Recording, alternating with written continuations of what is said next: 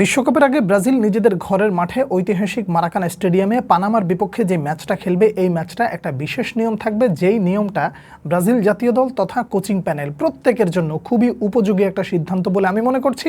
একই সাথে এই ম্যাচটা একজন ভক্ত হিসেবে আপনার কিভাবে পর্যবেক্ষণ করা উচিত, দেখা উচিত, বোঝা উচিত, সেই বিষয়গুলো নিয়ে বিস্তারিত আলোচনা করতে চাই। প্রত্যেকটা পার্ট আশা করি মনোযোগ সহকারে শুনবেন এবং একই সাথে বোঝার চেষ্টা করবেন।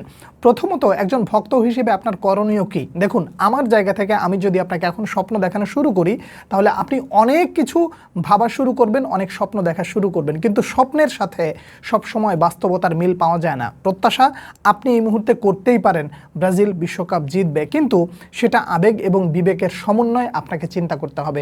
দলকে ভালোবাসেন, সেজন্য আপনি চিন্তা করবেন যে ব্রাজিল বিশ্বকাপ জিতুক, আবার আবেগ এবং বিবেকের সমন্বয়ে চিন্তা করবেন যে আসলে দলটার এই মুহূর্তে কী অবস্থা। পানামার বিপক্ষে যেই ম্যাচটা হবে, এই ম্যাচটা একজন দর্শক হিসেবে এই জায়গাগুলো আপনার খুব ভালো করে বোঝা উচিত। যেমন ধরেন, অ্যাটাকিং লাইন আপ নিয়ে যদি আপনার সামনে কথা বলা হয়, আপনি এই জায়গাটা কিছুটা তৃপ্ত হবেন, কিছুটা ব্যথিত হবেন। ব্যথিতর কোন জায়গাটা? এস্তেভাও নাই, রদ্রিগো নাই, এই জায়গাগুলো নিয়ে আপনি যথেষ্ট পরিমাণে ব্যাকফুটে আছেন মানসিকভাবে। কিন্তু এই জায়গাটা এখন এই মুহূর্তে ব্রাজিলে যারা রয়েছে তাদেরকে নিয়ে আপনি যথেষ্ট খুশি হবেন। মিডফিল্ড নিয়ে আপনি খুব একটা মনক্ষুণ্ণ হতে পারবেন না, কিন্তু ডিফেন্স লাইনে যখন আসবেন তখন আপনি দেখবেন এই জায়গা মনক্ষুণ্ণ হওয়ার মতন বেশ কিছু জায়গা রয়েছে। বিশেষ করে দানিলোর নামটা যখন আসবে, স্যান্দ্রোর নামটা যখন আসবে, তারপরে হচ্ছে ওয়েসলির নামটাও আসতে পারে কোনো কোনো জায়গায়। কেন আসলে আমি ওয়েসলির কথাটা বলি? ব্যক্তিগতভাবে ওয়েসলিকে আমি পছন্দ করি না, শুধুমাত্র তার অফেন্সিভ চিন্তা ভাবনার কারণে। বিশ্বকাপে ভালো করুক সেটা আমিও চাই, আমার যেই ভালো না লাগার যে মেন্টালিটিটা আমি চাই সে পরিবর্তন করে দিক। তো এই প্রত্যেকটা জায়গায় আপনাকে বুঝে বুঝে বুঝে বুঝে খেলাটা দেখতে হবে। একই সাথে ব্রাজিল কেমন খেলছে সেটার উপরে নির্ভর করে আপনার স্বপ্নটাকে বড় করে দেখতে হবে। এখন স্বপ্নটা যখন বড় করে দেখবেন তখন কি ভাববেন?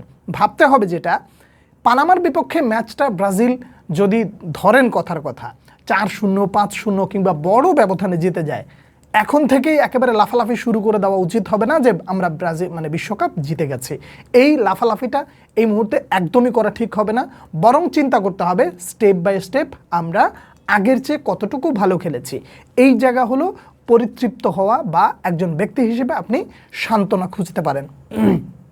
এখন প্রশ্ন হলো যে স্কোয়াডের যে অবস্থা, সেই অবস্থায় পানামার বিপক্ষে কেমন একাদশ হতে পারে। দেখুন, এই জায়গায় হলো সেই ইন্টারেস্টিং ব্যাপারটা। শুরুতে যেটা বলেছিলাম যে একটা বিশেষ নিয়ম, এই নিয়মটায় একটা ব্রাজিল কত বড় অ্যাডভান্টেজ পাবে বা ব্রাজিলের কতটা উপকার হবে সেটা একটু ভালো করে বুঝবেন।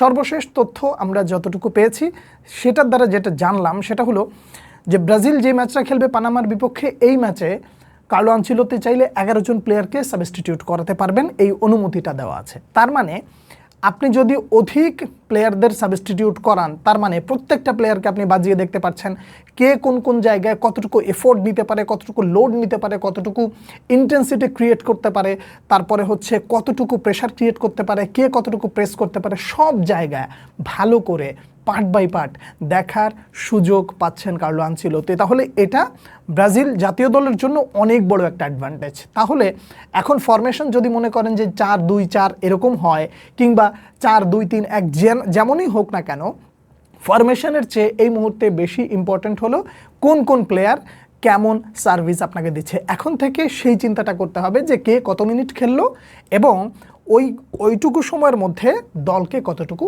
সার্ভিস প্রোভাইড করলো, এটা আপনিও দেখবেন এবং আমি আমার জায়গা থেকে দেখব, এবং ম্যাচের পরে ওই জায়গাগুলোকে ধরে ধরে ধরে ধরে আমি চেষ্টা করব আপনাদের সামনে তুলে ধরার।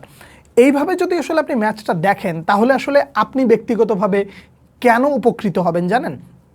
আমি যদি আপনার সামনে এখন অনেক বড় স্বপ্ন দেখানো শুরু করি, আপনি এখন অনেক বড় স্বপ্ন দেখবেন, এটা খুব স্বাভাবিক ব্যাপার।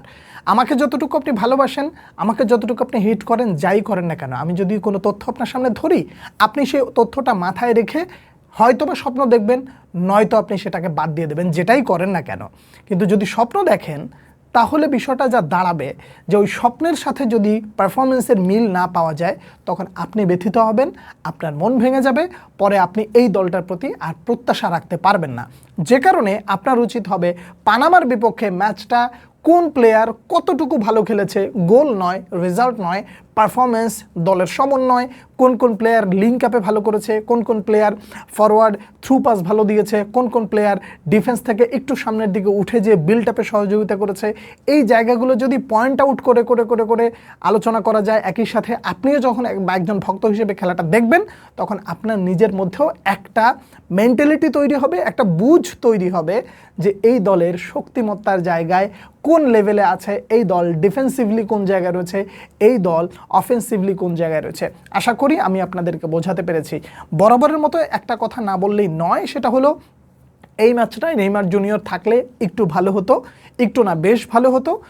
মানে তার কারণ হলো দলের সাথে বোঝাপড়ার যেই জায়গাটা, কারণ বেশ কিছুদিন নাই তো, হঠাৎ করে আসলে একটু ছন্দপতন হতে পারে, সেই জায়গাটায় নেইমার জুনিয়র থাকলে বোধহয় মানে ঘাটতিটা একটু কম হতো। কিন্তু ব্রাজিল জাতীয় দল নেইমারকে নিয়ে যেভাবে সাবধানতা অবলম্বন করছেন এটার জন্য অ্যাপ্রিসিয়েট করতেই হবে। নেইমার জুনিয়র ফিরবেন, যখনই ফিরবেন তখনই তিনি দলের সাথে মানিয়ে নিতে পারবেন, সেই ক্যাপাবিলিটি তার আছে। যেহেতু এই মুহূর্তে তিনি একটা মানে পর্যবেক্ষণও রয়েছেন এবং জাতীয় দলের নিবিড় পর্যবেক্ষণ যেহেতু তার উপরে চলছে এবং সে ক্যাম্পের সাথেই রয়েছে, মানে সেহেতু নেইমার জুনিয়র না থাকাটা এই মুহূর্তে কিছুটা আক্ষেপ হলেও পরবর্তী সময়ের জন্য নেইমার জাতীয় দলে যে সার্ভিসটা দেবে সেটার জন্য অবশ্যই আপনি খুশি হয়ে যাবেন। নেইমারকে নিয়ে সর্বশেষ আপডেট, নেইমারকে নিয়ে কোনো প্রকার ঝুঁকি নিতে চায় না সিবিএফ।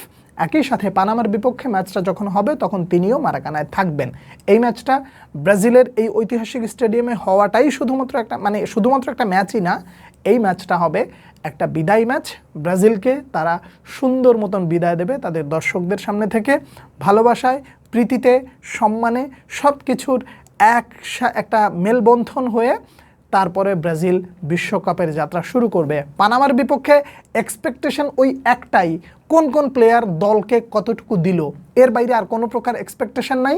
সবাই ভালো করবে, যে যতটুকু মানে সুযোগ পাবে নিজেকে উজাড় করে দিক, ব্রাজিল ভালো করুক এবং একই সাথে দলটা একজন হয়ে খেলুক। মানে পুরো দলের সবাই মিলে যদি একজনের জন্য, নেইমারের জন্য যদি খেলে এবং তার স্বপ্ন বাস্তবায়নের জন্য যদি খেলে, তাহলে এই দলটা অনেক ভালো করবে বলে আমি ব্যক্তিগতভাবে বিশ্বাস করি।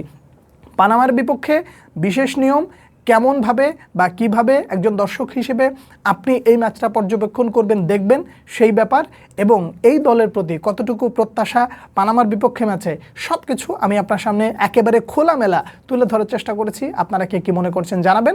পরবর্তী ভিডিওতে আবার দেখা হচ্ছে, সেই পর্যন্ত অনেক অনেক ভালো থাকবেন। আল্লাহ হাফেজ।